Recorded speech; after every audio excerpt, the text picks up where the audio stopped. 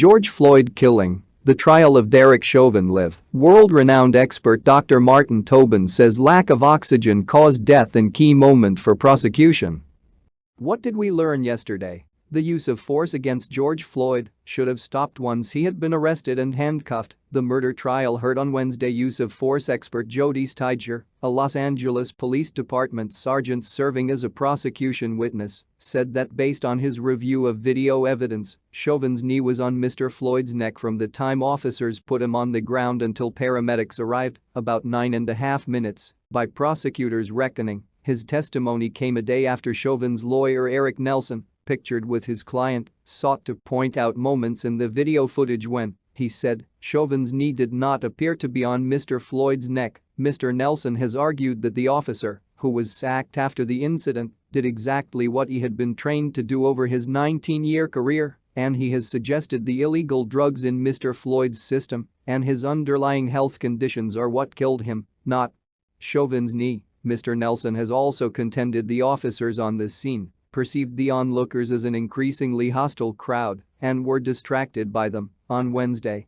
Mr. Stiger told the jury, "I did not perceive them as being a threat, even though some onlookers were name-calling and using foul language." He said he thought most of the yelling was due to their concern for Mr. Floyd. In his cross-examination, Chauvin's lawyer noted dispatchers had described Mr. Floyd as between 6 feet and 6 feet 6 inches tall and maybe under the influence of something, possibly drugs. Mr. Stiger agreed it was reasonable, therefore, for Chauvin to arrive with a heightened sense of awareness. Asked by prosecutors whether Chauvin had an obligation to take Mr. Floyd's distress into account as he was considering what level of force to use, Mr. Stiger replied, "Absolutely."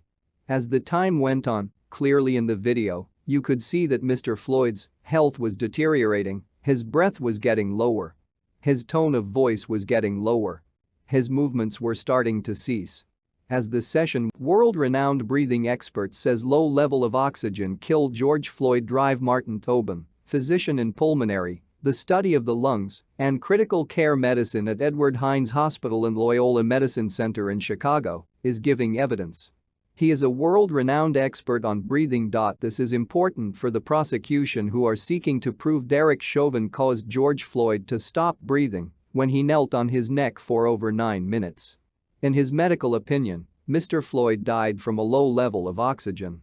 He says this caused damage to his brain and stopped his heart. The low level of oxygen in Mr. Floyd's body was due to shallow breathing or small breaths. Different forces caused Mr. Floyd's shallow breaths, Dr. Tobin says.